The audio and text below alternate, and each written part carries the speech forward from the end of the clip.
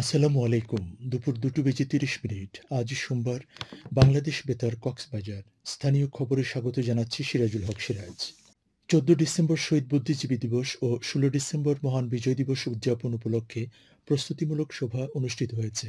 আজ সকালে জেলা প্রশাসক কার্যালয়ের সম্মেলন কক্ষে জেলা প্রশাসক মোহাম্মদ আব্দুল মান্নানের সভাপতিত্বে এ সভা অনুষ্ঠিত হয়।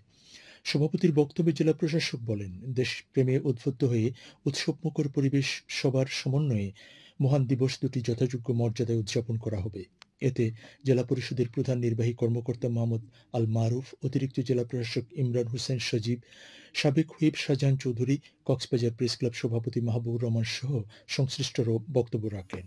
সভায় জানানো হয়, দিবস দুটি যথাযোগ্য মর্যাদায় উদযাপনে সরকারি ও বেসরকারি শিক্ষা প্রতিষ্ঠানে জাতীয় পতাকা উত্তোলন, বীর শহীদদের প্রতি পুষ্পস্তবক অর্পণের মাধ্যমে শ্রদ্ধা নিবেদন, আলোচনা সভা, আলোকসজ্জা, কুচকাওয়াজ, বীর মুক্তিযোদ্ধাদের সম্বর্ধনা প্রদান, বিজয় মেলাসহ বিভিন্ন কর্মসূচির আয়োজন করা হবে।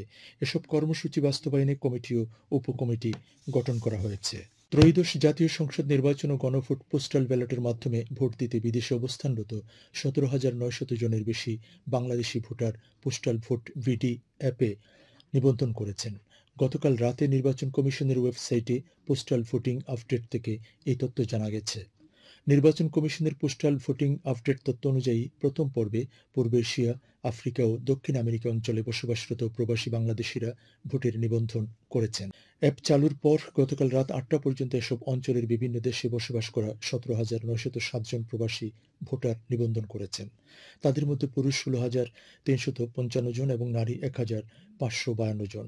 গত 18 November postal vote BD app উদ্বোধন করেন প্রধান নির্বাচন commissioner CEC AMM Nasir Uddin.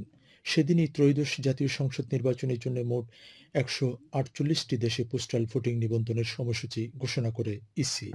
Postal ballot প্রাপ্তি ও ভোট প্রদানের জন্য গুগল প্লে স্টোর বা অ্যাপ স্টোর হতে পোস্টাল ভোটে বিডি মোবাইল অ্যাপ ডাউনলোড ও ইনস্টল করতে হবে। ব্যবহারকারী বাংলা অথবা ইংরেজি যেকোনো একটি ভাষা নির্বাচন করে অ্যাপে নিবন্ধনের জন্য প্রয়োজনীয় কাগজপত্র ও নির্দেশনাবলী সম্পর্কে জানতে পারবেন বলে জানিয়েছেন ইসির কর্মকর্তারা।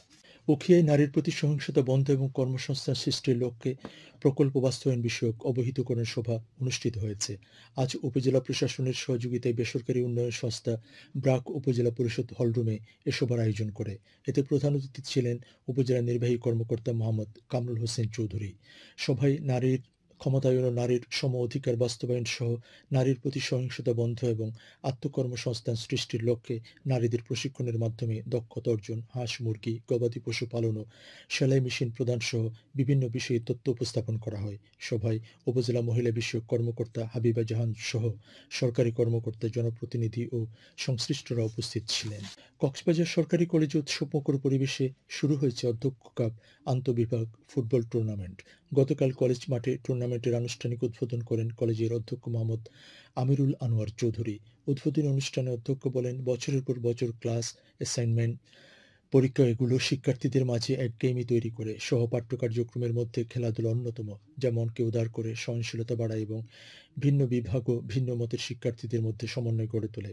টুর্নামেন্ট পরিচালনা কমিটির আহ্বায়ক মোহাম্মদ নাজিম উদ্দিনের সভাপতিত্বে এতে শিক্ষক পরিষদের সম্পাদক মাহমুদুল্লাহ, বিভিন্ন বিভাগের বিভাগীয় প্রধান শিক্ষক, শিক্ষার্থী এবং খেলোয়াড়রা উপস্থিত ছিলেন।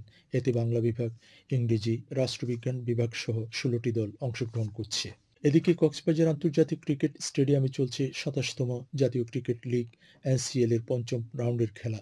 ঢাকা বিভাগ ও বরিশাল বিভাগের মধ্যকার 4 দিনের ম্যাচটি শুরু হয়েছে গত শনিবার।